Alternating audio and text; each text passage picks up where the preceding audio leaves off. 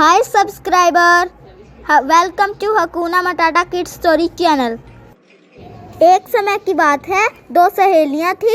एक का नाम था माही, एक का नाम था रूही। उन दोनों की दोस्ती पक्की थी। वो दोनों स्कूल जाया करती थी। अरे रूही, कैसी हो तुम? मैं तो ठीक हूँ, तुम बताओ। Keep silent. कैसे हो तुम सभी? मैम अच्छे हैं। तुम क्लास में चुप नहीं रहते, मुझे लगता है मॉनिटर बनाना पड़ेगा। जी मैम। अच्छा, तो सभी एक एक करके बताओ किससे मॉनिटर बनाया जाए।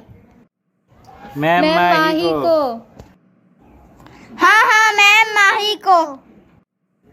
ओके, आज से इस क्लास की मॉनिटर है माही। चलो माही, तुम क्लास को चुप कराओ, मैं अभी आती हूँ। प्लीज़ साइलेंट, सभी अपना अपना वर्क करो। मुझे क्यों नहीं मॉनिटर बनाया? सारे माही को ही पसंद करते हैं। चलो सभी, लंच ब्रेक, लेकिन सभी लाइन बनाकर जाना, कोई शोर नहीं करेगा। अरे माही, तुम ये रूही के साथ क्यों रहती हो? कितनी अकड़ू स्वभाव की है ये। और अब तो तुम मॉनिटर भी बन चुकी हो, अब तुम्हें इसकी क्या ज़रूरत है? तुम इससे दोस्ती तोड़ दो। तुम चुप करो। तुम्हें क्या मतलब है हमारी दोस्ती के बारे में बोलने का? तुम जाओ यहाँ से। ठीक ही तो कह रही थी बेचारी, तुम्हारी दोस्ती बेबुनियाद है। एक तो अकड़ू है और दूसरी इतनी अच्छी है। तुम्हें तो सभी पसंद करते हैं, लेकिन अगर तुम इस रूही के साथ रहोगी ना, तो तुम्हें सभी नापसंद करने लगेंगे। हाँ, मैं जिसके भी साथ रहूं, तुम्हें क्या प्रॉब्लम है? तुम जाओ यहाँ से। चलो रूही, चलो लंच करें। नहीं, मुझे नहीं करना, तुम ही कर लो। अरे बाबा, अब तुम्हें क्या हो गया? ऐसे मुंह क्यों बनाकर बैठी हो? बोला ना कुछ नहीं हुआ, तुम जाओ यहाँ से।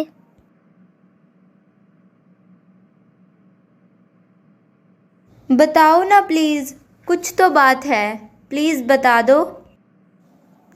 माही सब तुम्हें ही पसंद करते हैं, मुझे नहीं करते। मैम ने भी तुम्हें मॉनिटर बना दिया। अच्छा, अब मुझे पता चला।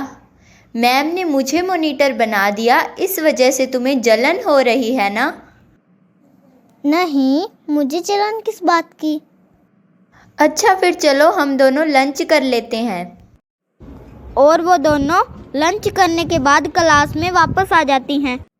रूही, मैं तुम्हें ये कहना चाहती थी कि कल से तुम पिछले वाले डेस्क पर बैठ जाया करो, मुझे तुम्हारे साथ नहीं बैठना। क्यों?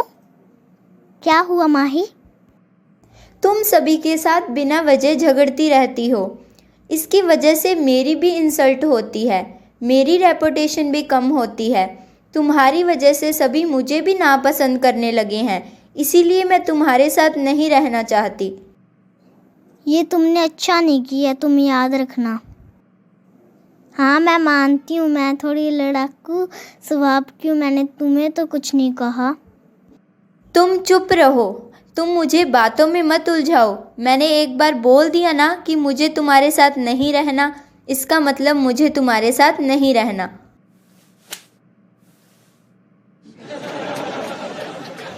तुमने मुझे थप्पड़ मारा, इसका बदला तो मैं तुमसे लेकर ही रहूंगी। तुमने पूरी क्लास के सामने मेरी इंसल्ट कर दी। और फिर माही शाम को रूही को खाली जगह पर बुलाती है। क्या बात है माही, तुमने मुझे यहाँ क्यों बुलाया है? तुमने मुझे थप्पड़ मारा था ना, अब देखो मैं तुम्हारे साथ क्या करती हूँ।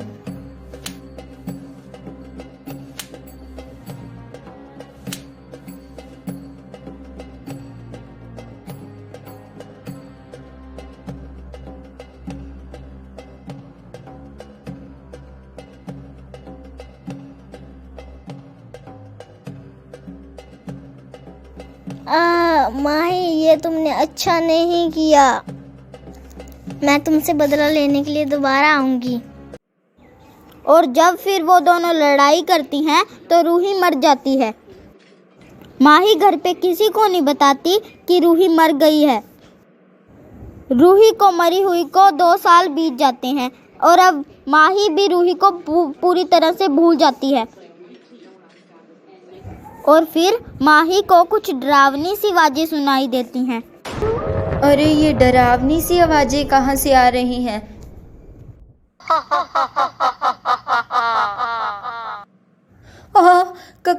कौन हो तुम? कहाँ से आई हो? मम्मी! पहचाना नहीं मुझे? तुम्हारी पुरानी सहेली हूँ मैं। पुरानी सहेली? मेरी कोई पुरानी सहेली नहीं है। कुछ याद आया? रूही, रूही हूँ मैं। बचाओ, मुझे कोई बचाओ। मम्मी, मम्मी, ये मुझे मार डालेगी, बचाओ। क्या हुआ माही? चिल्ला क्यों रही हो? मम्मी, वो मुझे मार डालेगी, वो मुझे मार डालेगी।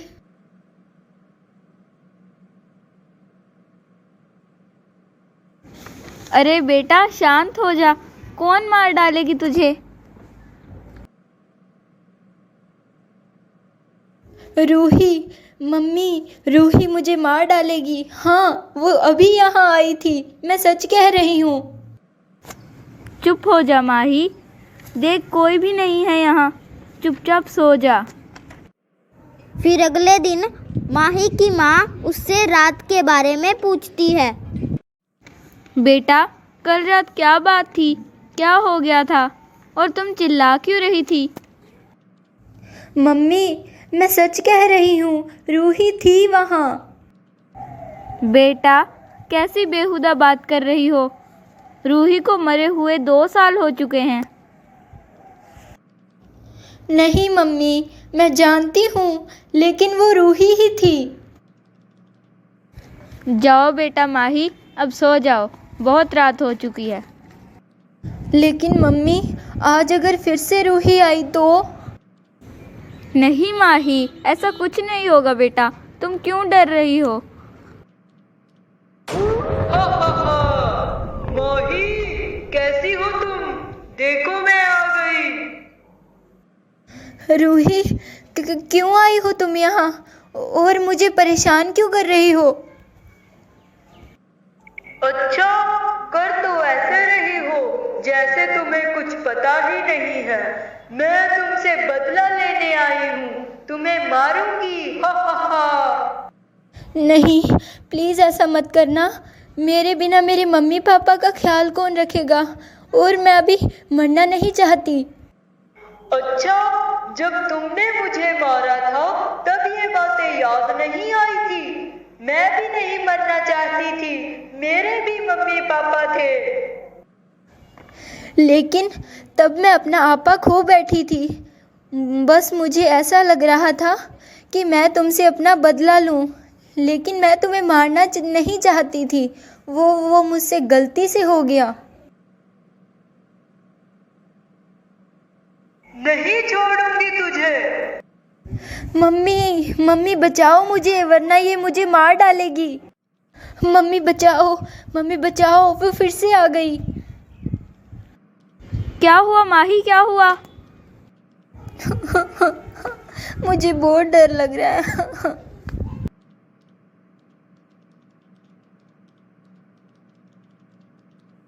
अरे कुछ तो गड़बड़ जरूर है, मुझे पंडित जी से कोई उपाय पूछना पड़ेगा। बोलो राम राम। आओ बच्चे, तुम्हें क्या परेशानी है? राम राम पंडित जी, मेरी बेटी माही को कोई रूही नाम की लड़की बहुत ज़्यादा परेशान कर रही है। आप उसका कोई उपाय बताएंगे मुझे? मैं बहुत परेशान हूँ मेरी बेटी को लेकर। पुत्री, ये रूही नाम की लड़की मरी हुई है। पुत्री, आत्मा तो सभी में है, लेकिन कुछ लोग मरने के बाद बदला लेने की वजह से भटकते रहते हैं। शायद तुम्हारी बेटी ने उस आत्मा का कुछ बुरा किया होगा। नहीं नहीं पंडित जी, मेरी माही ऐसा कुछ कर ही नहीं सकती। मुझे पूरा विश्वास है मेरी बेटी कुछ गलत काम कर ही नहीं सकती। राम राम। नहीं पुत्री, उसने उस आत्मा का अवश्य कुछ बुरा किया होगा। चलो एक पल के लिए मान लेते हैं कि मेरी बेटी ने कुछ ऐसा गलत काम किया है, लेकिन इसका कोई उपाय तो होगा। उपाय है पुत्री, तुम अपनी बेटी से कहो कि उस आत्मा रूही से माफ़ी मांगे और उससे पूछे कि उसे क्या चाहिए। राम राम। ऐसा करने से तुम्हें उस आत्मा से छुटकारा मिल सकता है। धन्यवाद पंडित जी, जैसा आपने कहा है मैं बिल्कुल वैसा ही करूँगी। राम राम। माही की माँ माही को सारी बात समझा देती है और फिर उससे कहती है कि वो रूही से माफ़ी मांग ले। आज फिर रूही आएगी, मुझे बहुत डर लग रहा है। हा हा हा, हो गई हूँ पागल मैं, तूने क्या कर डाला। हा। रूही, मुझे माफ़ कर दो, माफ़ कर दो मुझे मेरे किए का बहुत पछतावा है। मैंने तुम्हारे साथ बहुत बुरा किया था, मुझे माफ़ कर दो। आ गई अकल ठिकाने, आज मैं तुझसे बदला लेकर ही रहूंगी। मुझे माफ़ कर दो, मुझे बताओ तुम क्या चाहती हो, मैं तुम्हारी मदद करूँगी। तू करेगी मेरी मदद, मैं तुझे मारना चाहती हूँ। कर मेरी मदद, करना, चुप क्यों खड़ी है। नहीं रूही, मुझे मत मारना, मुझे मेरी गलती का एहसास है। मैंने तुम्हें जानबूझकर नहीं मारा था, लेकिन तुम मुझे बताओ अब मैं तुम्हारी क्या मदद कर सकती हूँ। तुम मेरी क्या मदद करोगी। तुम्हारी वजह से मेरे मम्मी पापा का इतना बुरा हाल हुआ है। मेरी मृत्यु के बाद मेरी माँ की हालत इतनी खराब है कि वह किसी को पहचानती तक नहीं है। मेरी माँ की हालत देखकर मेरे पापा भी दुखी है। ये सब तुम्हारी वजह से हुआ है। हाँ मैं जानती हूँ, मेरी वजह से तुम्हें और तुम्हारे परिवार को बहुत तकलीफ़ हुई है, लेकिन मैं इसके लिए बहुत शर्मिंदा हूँ और मेरी वजह से तुम्हें मरने के बाद भी भटकना पड़ रहा है, इसीलिए मैं बहुत दुखी हूँ। मैं तुम्हारे मम्मी पापा को अपने घर पर रखूँगी, उन्हें कोई तकलीफ़ नहीं होने दूँगी। प्लीज़ मेरा विश्वास करो। तुम सच कह रही हो? क्या तुम मेरे माँ बाप को संभालोगी? हाँ, मैं सचमुच तुम्हारी मदद करना चाहती हूँ और मैं तुम्हारे माँ बाप का बहुत अच्छे से ख्याल रखूँगी। प्लीज़ एक बार मेरे पे विश्वास करके देखो और हो सके तो मुझे माफ़ भी कर दो। ठीक है, कर दिया माफ तुम्हें।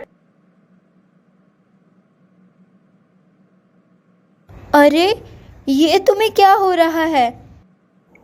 तुमने आज मेरे माता पिता की मदद करके मेरी भटकती आत्मा को शांत कर दिया।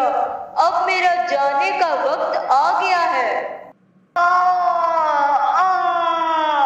जय राम। मम्मी, रूही की आत्मा को शांति मिल गई और उसके मम्मी पापा को भी मैं अपने घर पर ले आई।